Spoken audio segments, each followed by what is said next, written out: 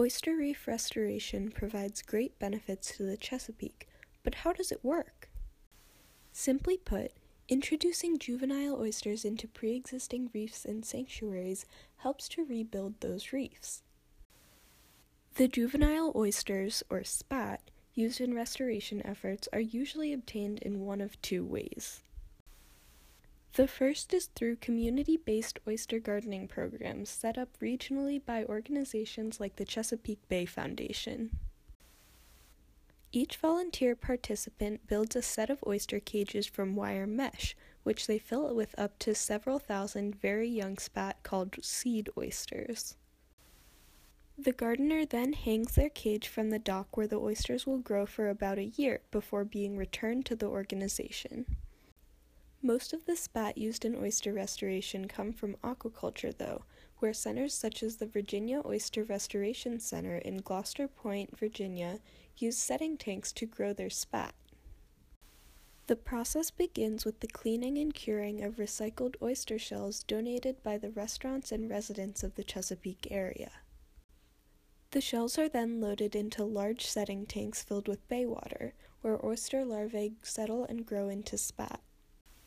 Regardless of where the spat come from, there are two methods of distributing them to the reefs in designated sanctuaries where local laws protect them from harvesting.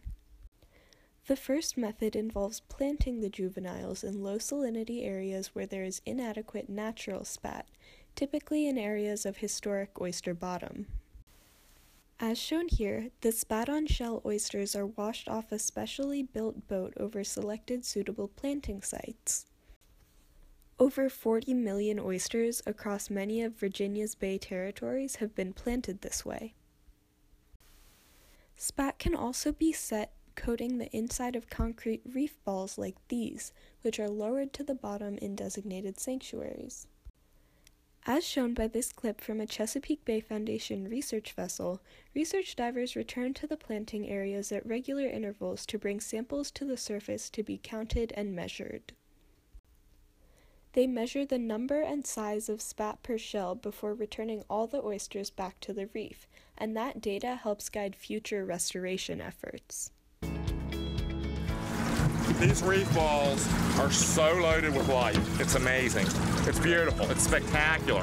That's what we wanted to hear. There's color down there. The sponge is nice and orange, and there's live oysters that some of them look like they're 6 inches long. There were a lot of small little invertebrates too. I saw grass shrimp, some like little mud crab, and there was a feather blenny in there. It's a beautiful little oasis down there. Three-dimensional reef, huh? It's like you went back to the 19th century.